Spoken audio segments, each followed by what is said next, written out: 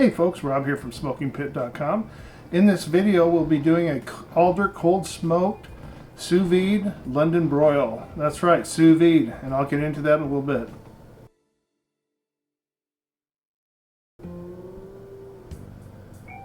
So a little bit about Sous Vide. This is something it's new to me. It's basically, from what I understand, it's cooking under a vacuum in a hot water bath. So I picked up this little unit, 99 bucks on Amazon. We've got it set to 130 degrees. Basically, you can cook your meat for many hours. Some do roasts up to 72 hours. They will not overcook. It won't cook any hotter than the temperature of the water. You can see here, I'll take the lid off. We got it full of a hot bath right now. It's at 129 degrees, so that's about how the unit works. We're going to put a London broil in here for 3 to 5 hours roughly, and we'll see how it comes out. Like I said, this is a maiden voyage doing this type of cooking, so stand by to be amazed. So the first step is to take a London broil, trim it, add some sea salt, shake on some coarse ground black pepper like I've done here. That's about it. Now we're going to take this meat out. I'm going to put it in my Yoder Wichita. I'm going to fire up the Amaze-n-tube-Smoker, and I'm going to cold smoke it on a 43-degree day for 2 hours. As I mentioned earlier, we've got the Amazen-Tube-Smoker here from amazingproducts.com, and I've got it half full of Alder pellets by Bear Mountain Forest Products. We'll go ahead and we'll get these lit. As soon as we get a fire burning on these things, we'll go ahead and lay it on its side, close the door, the fire will go out, and it'll smolder, make some nice smoke. Okay folks, we got our smoke rolling. We'll go ahead and get the meat on, and we'll let it cold smoke for 2 hours.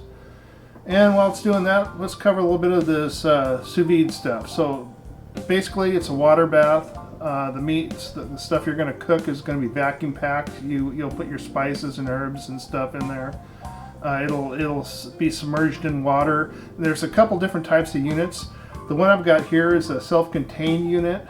The other type is basically a circulator slash heater. You put it in a pot of water, or they sell these covered plastic containers that you can use, but anything that'll hold water and you can clamp it to. You put it in there, set the temperature, heats the water just like this self-contained unit does, and then it circulates. This unit does not circulate. It's got heating coils all the way around it, and I assume that's why it doesn't need to be circulated as far as water goes, but that's kind of the difference between the two. Both function the same from what I understand. Okay folks, it looks like our cook is about done. There it goes. We hear the 3 beeps. It's done. 134 degrees, and it's been about 5 hours and 15 minutes. Now I'm going to place these packages in some cold water here, some ice water. We're going to cold shock it, bring the temperature down to prepare for searing.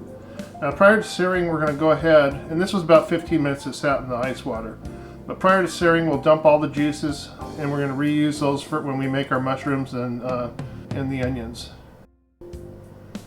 Now prior to searing, I'm going to pat dry the steaks a little bit. I'm going to add a little coarse ground black pepper, a little bit of sea salt, both sides, then we'll get to searing.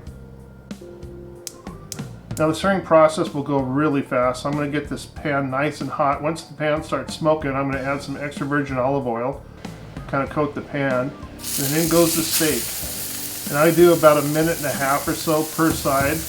And the way I do it is I give it 1 minute on one side, then I'll turn it, do 1 minute on the other, then each side will get flipped again for 30 seconds. Look at that. And about halfway through, once I flip it first time, I'll go ahead and add in some butter. And on top of the butter, I like to add a little bit of the basil leaves, a little bit of the rosemary, some garlic, you know, get that flavor going. And then as it's searing, we'll just keep turning it. I also get the edges too, so you want to turn it up on the end and get the edges. We're going for a nice dark crust. Look at that, it's looking good. It's smelling really good too. So there we go folks, there's a nicely seared steak just the way I like them. So we'll go ahead and put this aside and let it rest, and then we'll get to working on those mushrooms and the onions. Now I've deglazed the pan with some hot water. And we're going to add our meat juice, we're going to add some red wine. We'll also add the onions. in the mushrooms.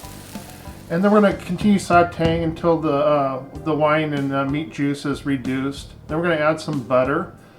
And then we're also going to add a little bit of the rosemary, the basil, the garlic, a little bit of coarse ground black pepper.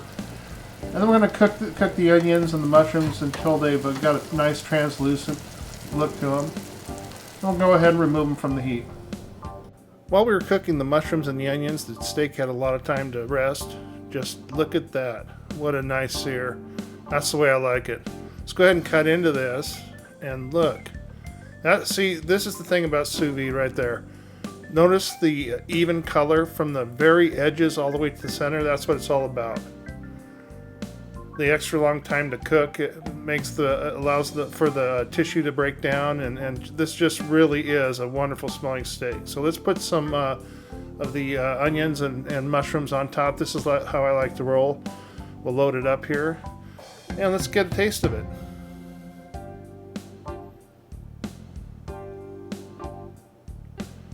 Oh, this is super tender. Look at that, juicy. There you have it, folks. Alder smoked sous vide London broil. This is Rob from SmokingPit.com. Thanks for watching. Please visit my Facebook page, click like. Also visit me on YouTube and click subscribe.